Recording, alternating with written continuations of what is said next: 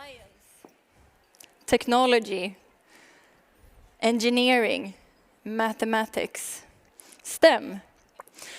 A warm welcome to all of you to EY's focus session on closing the STEM gap. We are so happy to be here today. This is our favorite event of the year. So fantastic to stand here on the stage with you. My name is Madelen. EY Technology Consulting, and we will be the ones guiding you through this session today. And today we will talk about the STEM gap and what has happened since last time we were gathered here. Thereafter we will talk about why everyone benefits from an inclusive environment that enhances diverse perspectives. And then we will introduce the EY STEM app, which is an example of what we at EY do to make a difference and to increase the interest in STEM among girls. And finally, we will have a panel discussion with super inspiring participants, and we look forward to presenting the participants later on. Our first speaker today will be Charlotta Kvarnström. Charlotta is partner at EY and Nordic sector lead for telecom, media and technology. She has 22 years of global and Nordic consulting experience within this industry. She has extensive experience from leading inclusion and diversity initiatives with tangible results. And she believes a culture built on diversity, holistic thinking, and continuous learning will outperform the ordinary. Welcome, Charlotta.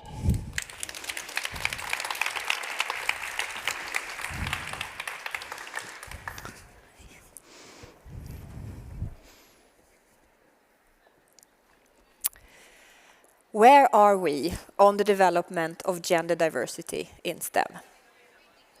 In Sweden today, 40% of all higher education STEM students are female.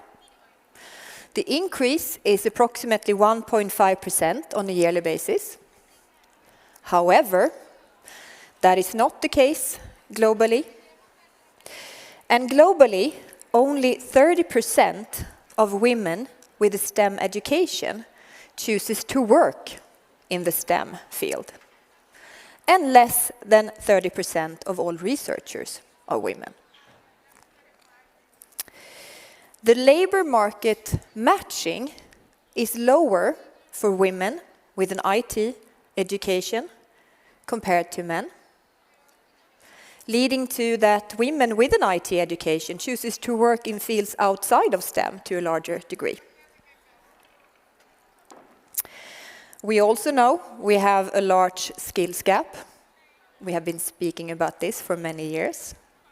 In Sweden, we believe at least 70,000 people with STEM education will be missing in the tech industry by the year of 2024. And unless we address these issues and trends, the risk is that the diversity gap will actually increase, based on that men will fill the gap to a larger extent. This will lead to a number of negative consequences. The diversity of thought that could lead to breakthrough ideas will decrease. We also know that more diverse teams are more resilient over time. We know that more diverse teams are better at balancing risk. And we know that more diverse teams are better at complex problem solving, all leading to profitable companies. We need to increase the number of women in STEM educations. This is pivotal to the diversity of thought in STEM. We need to increase the number of women working in the STEM field and make the STEM field more attractive for women. And we need to address that labor market matching issue. The future is digital. We will see more technology solutions, not less. and the pandemic has increased this urgency. Ultimately, addressing these issues will be fundamental for the power balance as well as the profitability and diversity of thought in STEM. We will now listen to my colleague, Lisa Henning. Lisa will speak to how we can work to address these issues and how we at EY are contributing to a better working world and society. Lisa?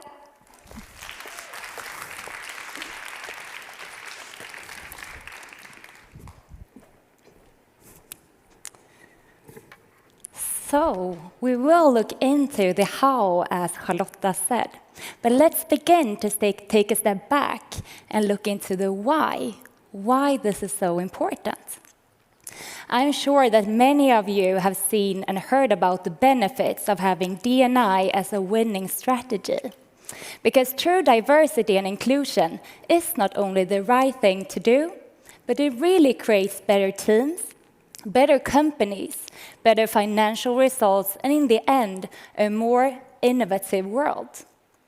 Companies that really succeed with this, creating this inclusive environment where everyone can be themselves, where perspective can co-create, it can coexist, and where everyone can act based on their own premises, we can see that magic is happening. For example, we can see that they are, as you see, 35% more likely to outperform industry norms.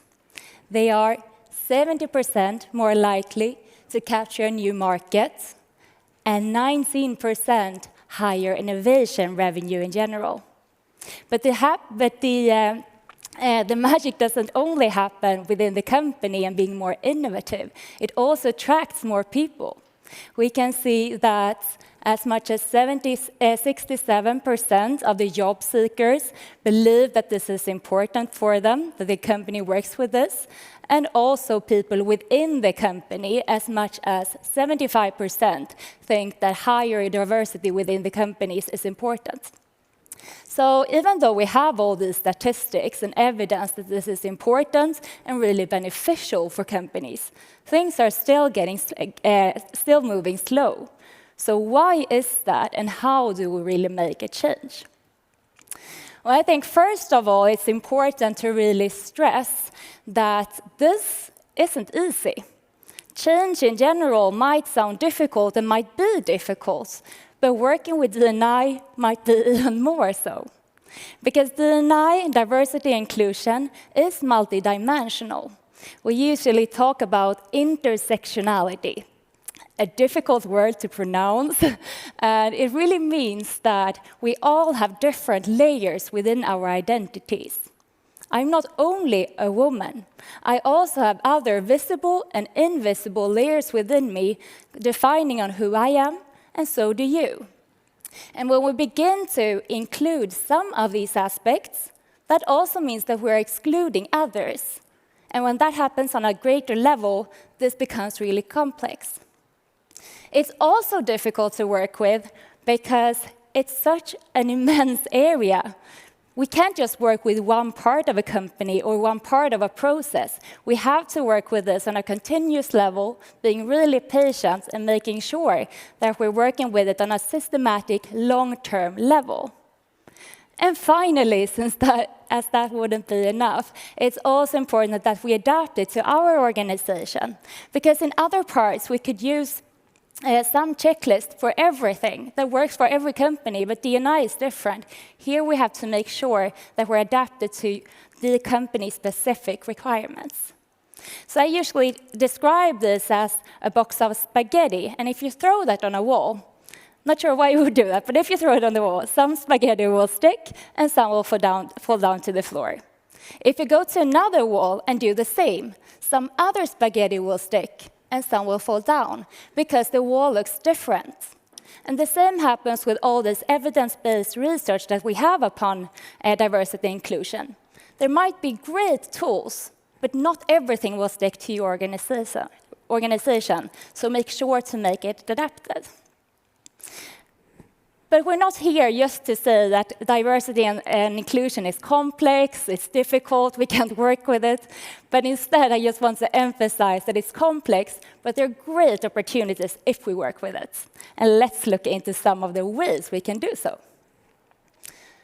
So, when we talk about this and how we're moving forward, I think the first most important part is really to look into the future. So really make sure that our path forward is clear. When we do this, it's not just about, as I did, putting up some general statistics about this amount more, this percentage more innovative and so on, but it really has to stick to your organization. So why is this important with diversity inclusion in your organization or your company or association? And also make that aspirational. It must be something that we want to get there. It's not just to avoid anything else. And also, it's important that we speak the same language. If I begin to do solutions to increase belonging, for example, and belonging for me is not the same as for Charlotta or someone else in the company, my solution won't work. So getting this solution, the vision, is the first most important part. When we have that in place, we can continue to the next step, that is going back a bit, looking to where we are at the moment. We can, of course, begin to look at diversity. So how does the number look like? We can see, for example, that 50% consists of this and 50% of another or so on. And that is great to know, but it's not enough. We also have to discover the different processes that we have. How does it look like within hiring, the promotion, the evaluation process, and so on? Are they really made up in the way that they get the same opportunities for each and everyone? Or are people actually being treated differently? And now you think, okay, diversity, we'll have the different processes, that's it. But it's not. Another level is the informal structures, the culture, the norms, the way we speak. Do that include everyone? Does everyone feel that they belong? Probably not. And how can we change that so everyone really gets the same opportunity? And when doing this assessment, of course, it's important not just to speak with one person from one part of the company, but really making it as into a bigger process, focusing both on based on both focus groups. It could be interviews, it could be surveys, and so on, but really getting the whole spectrum of understanding where we are. So we have the why, the future. We have where we are at the moment, and it's time to begin to bridge the gap. One might say that let's look at where we are and solve all those problems, and we will have the solution. I don't really think so, and I think we should be more innovative than that. Instead, I would challenge and say, what if we instead walk towards the future and see where do we really want to be and what does that mean? What have to be in place if we want to create that future, and then begin to come up with solutions? It might be that some of them are, okay, just solve the problems that we have today, but more probably is that we will come up with new solutions, being innovative, creating that real inclusive environment, not just focusing on what doesn't work today. And once again, based on what your vision is, adapted to your needs, the solutions also need to be adapted. But let's look at some of the things that in general is important for all companies, independent of how their different situations look like. First of all, company-wide commitment. Diversity and inclusion isn't something that you work with in one part or another. You work within it with the whole company to be successful. And for that to happen, the leader, the CEO of a company, really needs to lead this question. It has to make sure that we're going in the same way as we're saying, to make D&I a core part of the company, and to really make sure that people are accountable for this. It's also important, or that person might, of course, get help from a D&I council or group with more diverse perspective, which is great. because those people might work more dedicated with the question and come up with the design, implementation, and follow-up of different initiatives. But they can't be the one driving it. It has to be supported by the leader of the organization. Second step, make it a holistic solution. We need to work with D&I on different levels and make it a part in everything we do. It's nothing that comes on in the end, or that we think of in the last step of recruiting, or in the last step of the promotion, just having an extra course. It's something that is integrated in everything we do when we create our processes. Thirdly, make sure it's transparent, extremely important with transparency, fairness, and communication. If everyone should thrive within a company, we have to make sure that everyone gets the same information, at the same time and in the same way or format, because that's the only way where we have the same opportunities in the end. And finally, we have, I hope, yes, the measurement of the D and I. Diversity is extremely important, but it has to be, we have to combine it with measuring the inclusion part. We might have 50%, for example, men, 50% women, but if they are working in different parts of the company and not co-creating, we won't get the benefits from it. We have to take it on a lower level, and also create the inclusion measurement to ensure that all these different and good perspectives really come up in the end. So to look back on this, we can then see that diversity and so, it's a complex topic. It requires time and patience, and it has to be adapted. But generally, we have to envision the future, see where we are at the moment, setting the current scene, and then begin to close the gaps. At EY, we are doing this each and every day, I would say, both internally but also externally, in order to create the better working world that we're dreaming about. And one more concrete example of how we're trying to make a change and increase diversity within the STEM industry is the STEM app. The STEM app is a gamified platform where we try to inspire young women to be more engaged within the STEM industry. And it's being rolled out at the moment in several countries, and it's going on and on worldwide. So we would like to introduce that app to you right here. So let's have a quick look on how that looks like. If there was only half of everything.